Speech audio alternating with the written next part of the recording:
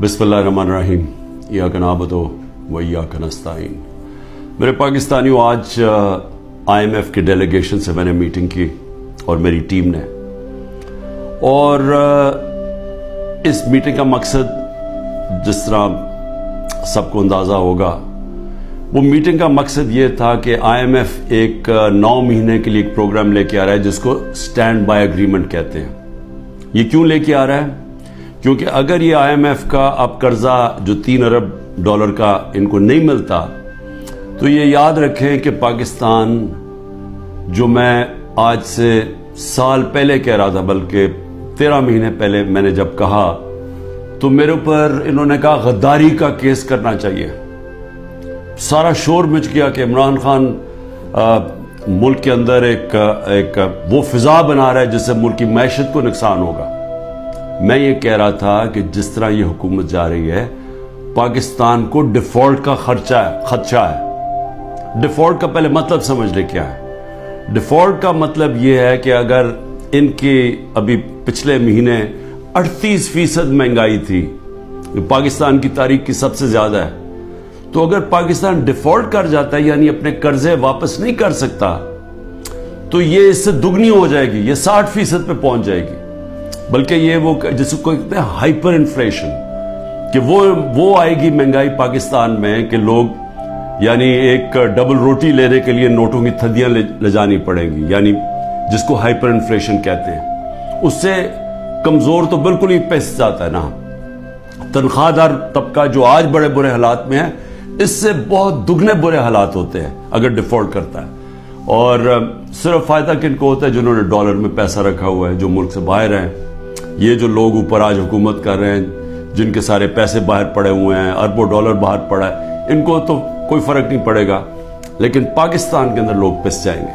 तो लिहाजा हमने फिर IMF को हमने कहा कि ठीक है, हम इसको, आपकी ये जो स्टैंड बाय एग्रीमेंट है, ये तब तक एंडोर्स करते हैं जब तक इलेक्शन होकर एक नई गवर्नमेंट नहीं आती। जो नई गवर्नमेंट आएगी, जाहिर है वो अपना फिर से अपने प्रोग्राम के तहत IMF से बातचीत करेगी।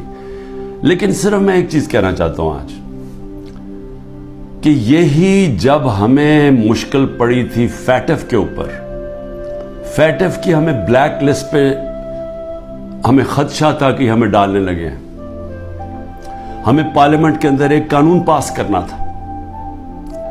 तो जब हमने ऑपोजिशन को कानून पास करने का कहा, क्योंकि अगर ब्लैक लिस्ट पे आ जाए तो वो भी पाकिस्तान में सैंक्शंस लग जाती हैं, वो फिर वही हालात बनने शुरू हो जाते हैं जो कि एक डिफॉल्ट से होते हैं, यानी फाइनेंसिंग खत्म हो जाती है बाहर से, उस चीजें महंगी हो जाती है, महंगाई होती है, गुर्बत बढ़ जाती है। तो उससे बचने के लिए हमने वो लेजिस्लेशन पास कर दी थी असेंबली में। तो जब हमने ये PDM के लोगों को कहा कि ये हमारी मदद करें ये लेजिस्लेशन पास करने में, तो इन्होंने आगे से कहा कि पहले हमें NRO दो, नैब के अंदर चेंजेस लेके आओ, जो हमारे ऊपर पहले इनके दौर के जो करप्शन के केसेस थे वो माफ करो, और अगर वो आप नहीं करेंगे तो हम आपके साथ नहीं देंगे। और हमने वो NRO नहीं दिया, इन्होंने साथ नहीं दिया। इसके बावजूद हमने फिर वो, अल्लाह का करम है कि हम वो लेजिस्लेशन पास कर गए, और आज जो फैट से निकले हैं वो बहुत बड़ी चीज थी, वो जो हमने कानून पास किया था।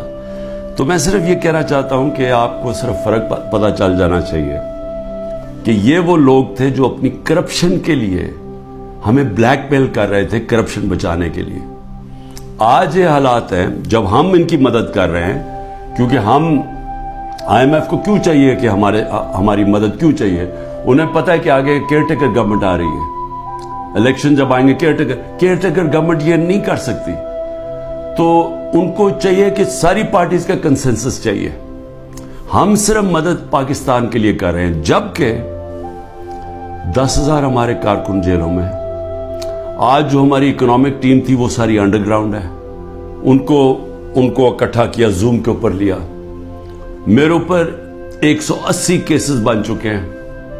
सारी सीनियर लीडरशिप की याद अंदर है केसेस हैं, और जो बाहर निकलती हैं तो उनको कहते हैं कि जी पहले का पार्टी छोड़ोगे, नहीं तो हम आपको अंदर रखेंगे।